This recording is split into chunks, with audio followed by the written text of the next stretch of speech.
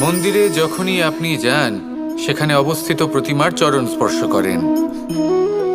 যখন শিবলিঙ্গের অভিষেক করেন তখন স্বয়ং নিজে হাতে দুধ এবং জল দিয়ে তা ধৌত করেন, তার প্রক্ষালন করেন। কিন্তু এর পেছনে কোনো অন্ধবিশ্বাস নেই। এখানে বিষয়টা হলো ঊর্জা সংক্রান্ত। যে কোনো ব্যক্তি হোক বা কোনো বস্তু, তার নিজস্ব একটি বিশেষ ঊর্জা থাকে। সেই জন্য যখনই আমরা বড়দের চরণ স্পর্শ করি তখন সেই স্পর্শ দ্বারা সেই বিশেষ ঊর্জা আমরা নিজের অন্তরে সমাহিত করি।